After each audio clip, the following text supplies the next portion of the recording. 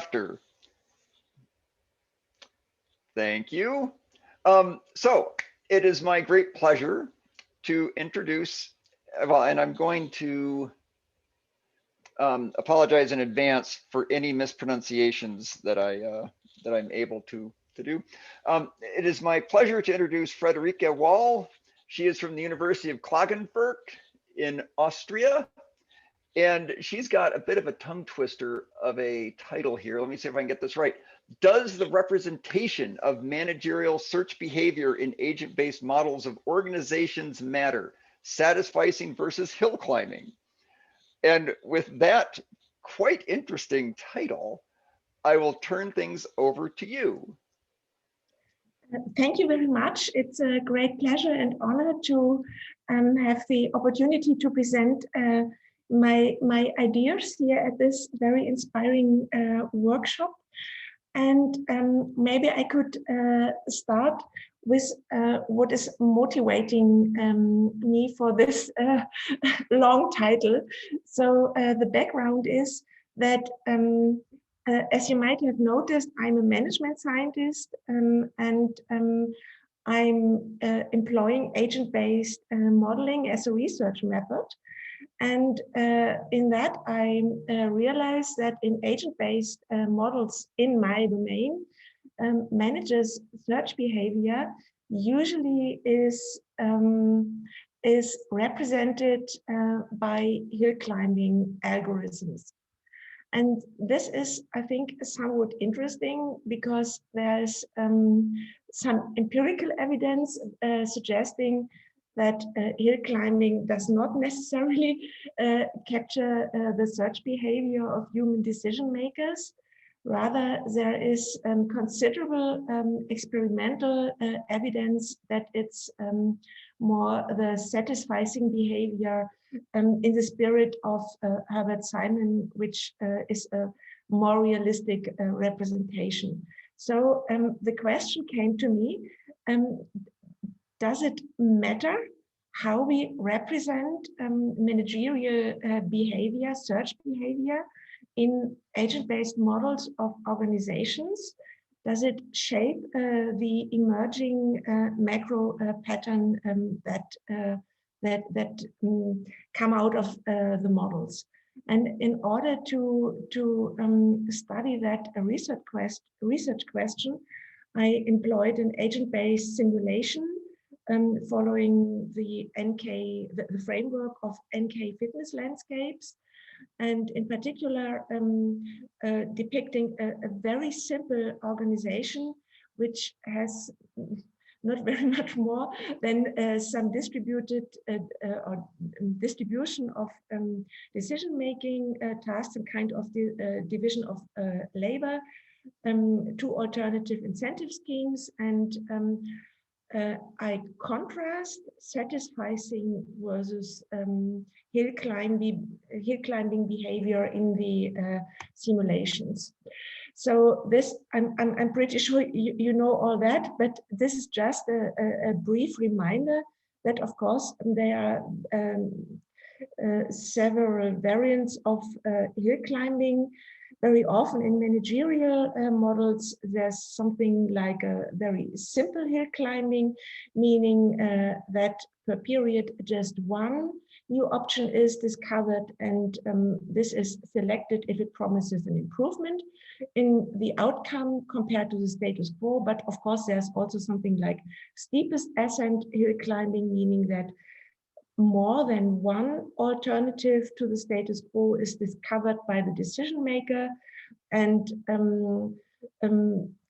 that option out of the alternatives is selected that promises the highest increase compared to the status quo, if even there is an increase. If the status quo is the best option, then the status quo is kept.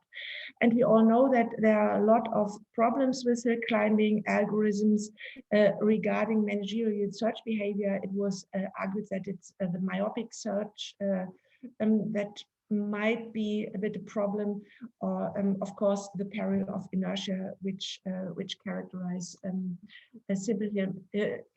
which characterize hill climbing. So my idea was, given that there is some experimental empirical evidence that satisficing is matches better human behavior, my idea was, why not trying to implement a kind of satisficing algorithm which captures the key elements of Simon's satisficing. And these are, I think, 4 key elements: the sequential procedure, meaning that the decision maker discovers and evaluates options sequentially, meaning that when an option is regarded satisfactory in terms of meeting an aspiration level, then search is stopped and no further option is covered. Then in the satisficing concept, there are 2 types of dynamic adjustments. I think the most important one is that the aspiration level may move downward or upward. Downward, for example, when the decision maker finds it difficult to identify a satisfactory alternative, then the aspiration level is reduced. Even below, it might be even below a level of 0. And the other dynamic adjustment refers to the maximum number of options explored. Apart from the stopping rule, there might be, according to Simon, some kind of upper bound of how many alternatives are explored. So these are, I think, the key elements of the satisficing concept of Simon. And in the results or the model I want to show in a few seconds, this is just a bit on how I implemented it. Regarding the sequential procedure, there has to be some choice which option a decision maker discovers first, discovers and evaluates first, and then which one is the second, and so on. So in my implementation, I decided to have the sequential procedure given by the Hamming distance, meaning starting with the local neighborhood Hamming distance 1, equal Hamming distances or options with equal Hamming distances are discovered by random, and then Hamming distances are increased. The idea behind is that some kind of a cost of search or information processing cost or whatever might be a good argument for this sequential procedure. Then regarding the aspiration level, I decided in favor of exponential weighted moving average, as suggested by Leventhal and March regarding the dynamic adjustments, and the same applies to the maximum number of options explored. If we compare that to a hill climbing algorithm, just to try to be clear about the differences regarding simple hill climbing, of course, there's just one alternative, so there is no need for a kind of sequence or whatever. And in steepest ascent, the important point is that all alternatives are discovered and then evaluated. This is the key difference regarding the sequential procedure. Then aspiration level usually is set at 0 with, or implicitly at 0 with hill climbing. The number of alternatives is fixed. And the same applies to the aspiration level and the number of alternatives, just to be clear. So in a certain way, one might argue that hill climbing is something like a kind of borderline case or something of satisficing. But this is not so very important for the moment. Just let me give you a brief idea of the organizations, of the very simple organizations that I have in my model.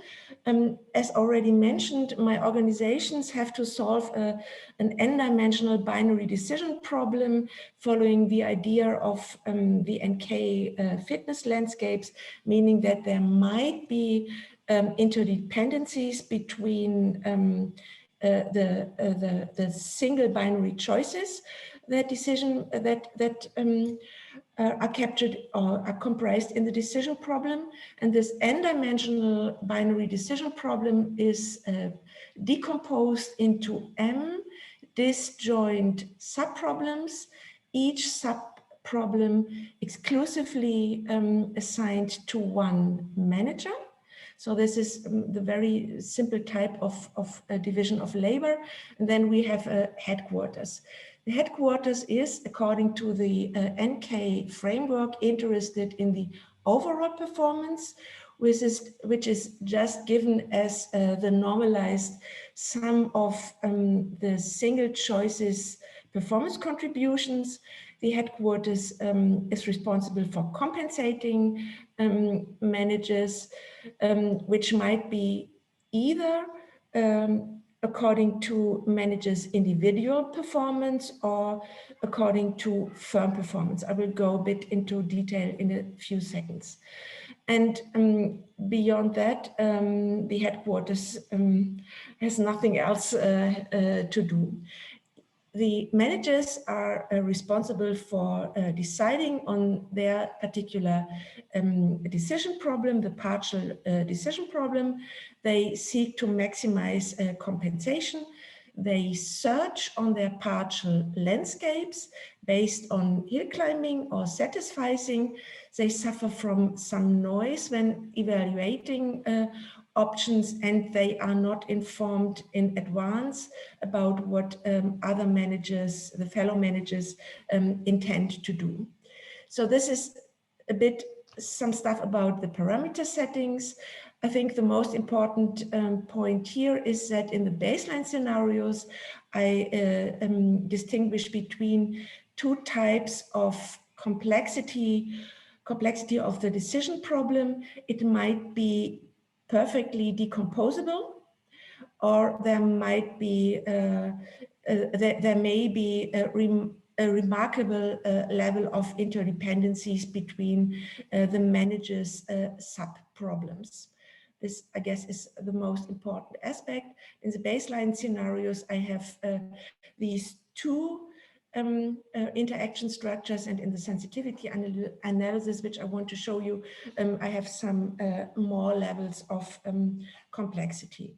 Then, regarding, which is most important, I guess, the two search types, I have a satisficing where the aspiration level starts in the beginning at a level 0, particular in for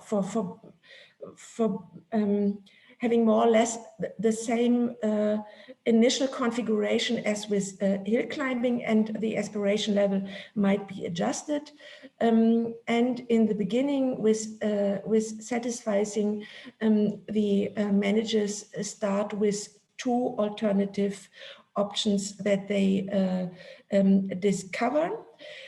And for the hill climbing, I have two types, what I call the HC2 strategy, meaning that managers follow steepest ascent hill climbing with two alternatives they discovered to the status quo, and as a kind of an upper bound, giving the dimensionality of my decision problem, I have the HC6 strategy, where each manager in each period discovers 6 alternatives, differing in 1 or 2 bits compared to the status quo. So this is to give you an idea of the baseline scenarios. My simulations yield when managers are compensated according to the individual performance they achieve, meaning the performance they produce or generate for their partial problem. So they are not paid for the organizational performance in this case, but for their individual performance or parochial performance. In the decomposable case, you see that the satisficing algorithm in blue very quickly approaches what happens with the HC6 hill climbing, which is, I guess, very easy to understand because each manager finds a lot of alternatives in every time step, and they will get close to the entire organization will get close to the global maximum in the performance landscapes rather quickly. If we switch to the right-hand side for the non-decomposable structure, you see that things change. The HC2 hill climbing with only 2 alternatives performs best, whereas the HC6 performs worst, and the satisficing over time more or less moved in the direction of the HC2 hill climbing. I forgot to mention that the green, the HC2 hill climbing mode is one that is very often used in papers on managerial search or in managerial science. I think it's one can understand what's going on with the non-decomposable structure. We have time delayed or frequent time delayed mutual adjustments of decision makers in order to keep up with what the fellow managers have done in the previous period, and then the entire organization more or less is in movement or alterations. If we have a more narrow search, then the search stabilizes. In the other case, we have some kind of hyper activities. If we go a bit more into detail in order to understand what's going on here in this with the search, we see that for the decomposable case regarding the adjustment of aspiration levels on the left-hand side, in orange, it very quickly, the aspiration level goes down to level 0, which, as I already mentioned, can be understood. In this sense, is rather similar to hill climbing, whereas with satisficing in the non-decomposable case, we have a lot of adjustments going on regarding the aspiration levels, which is, I think, understandable because of the frequent mutual adjustment to the fellow managers' choices. And in a way, something similar argumentation applies to the adjustment of the maximum search space. This is fixed for the hill climbing algorithms at the level of 2 or 6, depending on which hill climbing, but the satisficing Regarding the decomposable case in orange, it approaches very fastly the upper bound, the HC6 level, which is understandable because the decision makers find very quickly the optima to their decision problem, and because they are boundedly rational, they do not know, and increase search space and so on. In the blue, in the non-decomposable case, search spaces increase over time, as you see. So now let me come to the sensitivity analysis in terms of increasing, or excuse me, simulating more levels of inter-organizational complexity, which is an important issue in agent-based models of organizations.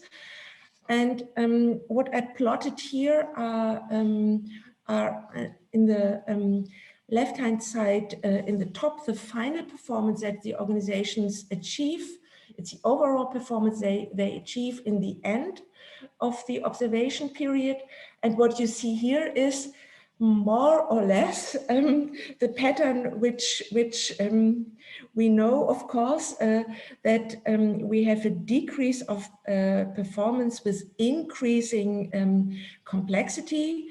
If I switch to the right-hand side, another, how to say, performance measure, meaning the frequency of how often the global maximum was found.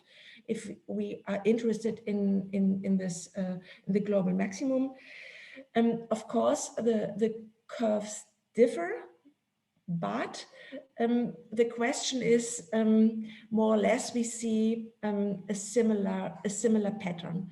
And the same, I guess, applies in a way if we go a bit more into detail what's going on in the simulations. This is what the plot in the bottom shows, the ratio of periods with alterations. And you see with each search algorithm, the alterations increase with increasing complexity, but of course, as you see, at a different level or in intensity. So we can see that the search behavior with higher flexibility in terms of search space and aspiration levels is more sensitive to intra-organizational complexity than the less flexible search behavior.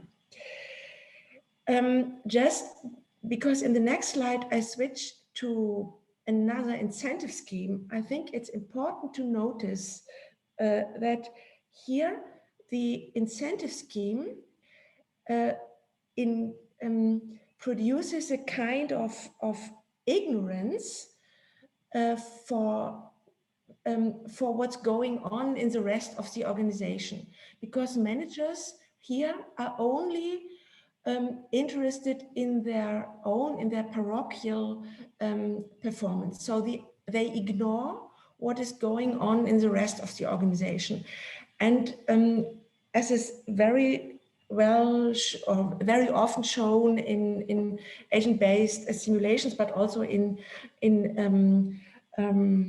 formal closed form models in the tradition of principal agent theory, this kind of ignorance is particularly detrimental when complexity increases.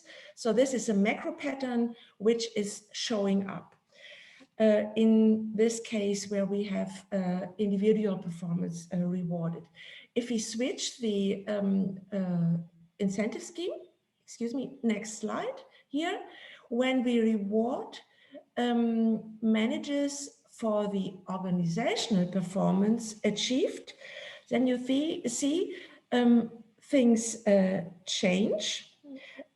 Firm-wide performance rewarded dampens, or in a way mitigates the effects of increasing complexity compared to the previous situation. You see here that the curves are rather, in a way, rather flat, and all this is also very well known from other agent-based models, but also from closed form modeling in the tradition of principal agent theory, with all the ideas about cognitive capabilities of agents. So in a way, one might say Satisficing here again is more sensitive to intra-organizational complexity than the two hill climbing algorithms. However, regarding my complicated question, which is the title of my talk, I'm not so very sure what to answer. Does it matter, the representation, or does it not matter? Because in a way, I think the macro patterns showing up are rather similar, but as you might see in detail, I guess there are differences. So for a conclusion, let me say, it appears that Satisficing is more sensitive to inter-organizational complexity, which is a big issue in managerial science, than hill climbing. I think it might be worth thinking about or revisiting prior research which deals with intra-organizational complexity employing agent-based models. But as I said a second before, I'm not sure what to answer regarding my question whether the algorithmic representation matters, whether it makes a difference regarding the pattern, whether it's hill climbing or satisficing. Of course, there's a lot of future research to do, but I'm very interested in knowing how you would like to answer my question. Thank you so much. Thank you. So, I thought that was I guess fantastic. I stop with the presentation here, isn't it? Sorry. Okay. Let's see, Paul, you typed a question into the chat.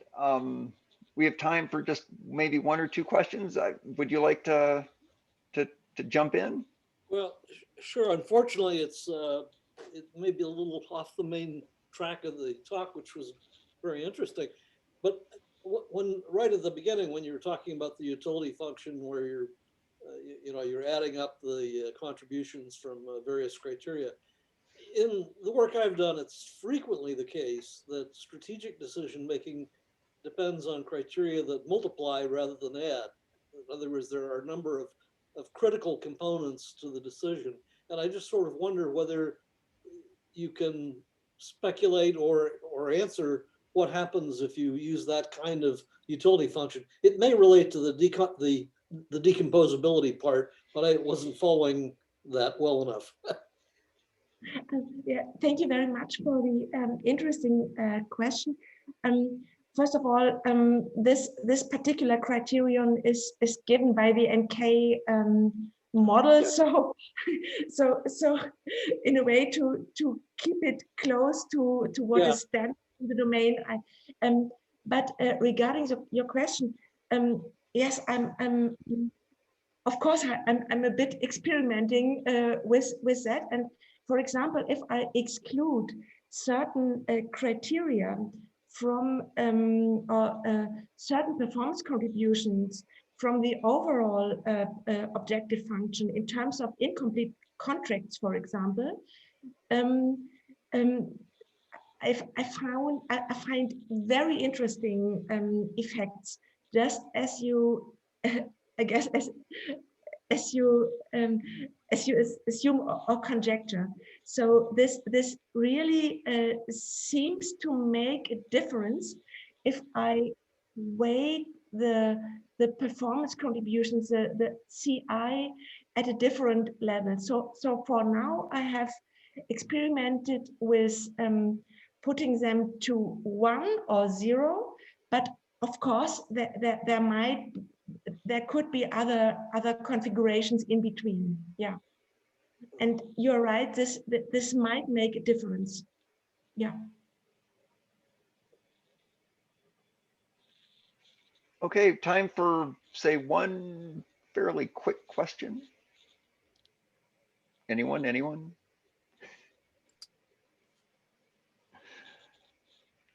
Okay, thank you so much. That was fantastic.